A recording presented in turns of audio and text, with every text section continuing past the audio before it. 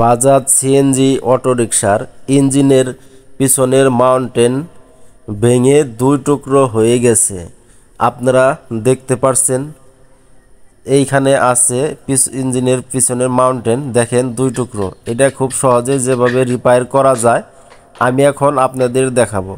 এটা নতুন নিলে অনেক টাকা খরচা হয়তো, আমি সামথিং কিছু টাকা দিয়েই রিপেয়ার করে নিলাম।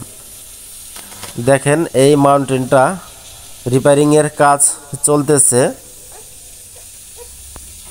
অনেক অভিজ্ঞ মিস্ত্রি দক্ষ হাতে সূক্ষ্মভাবে কাজ করতেছে। অল্প কিছু টাকার বিনিময়ে আমার কাজটা সম্পূর্ণ আমি করে নিতেছি। যদি আমি এটা মার্কেট থেকে নতুন কিনে নিতাম অনেক টাকা লাগতো। সিএনজি ইঞ্জিন, সিএনজি গাড়ি এমন একটা গাড়ি, সেটা সিএনজি বলতে না, যে কোনো গাড়ি আপনি যখন খরচা করবেন খরচার শেষ নাই। আজকে একটা পার্টস যদি লাগান, কালকে সেটা খুলবেন, কালকেই যদি বলেন যে বাতিল আমি নতুন লাগাইতে পারবেন। কিন্তু একটা গাড়ির পার্টস যতদিন চালানো সম্ভব ততদিন চালানোটাই বেটার, যতদিন চলে।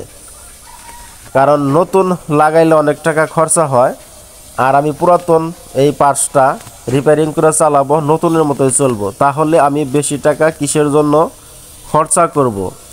এটা আমি মেরামত করলাম 150 টাকার বিনিময়ে। আমি যদি এটা কিনতে যাইতাম আমার অনেক টাকা লাগতো।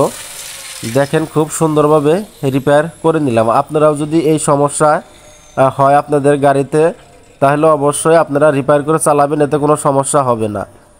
প্রিয় বন্ধুরা, আমার ভিডিওতে অবশ্যই আপনারা একটা লাইক দিবেন, আর নতুন বন্ধু যদি আমার ভিডিও দেখে থাকেন চ্যানেলটা অবশ্যই সাবস্ক্রাইব করে পাশেই থাকবেন। পরবর্তীতে নতুন কোনো ভিডিও নিয়ে আপনাদের মাঝে হাজির হব। সে পর্যন্ত ভালো থাকবেন।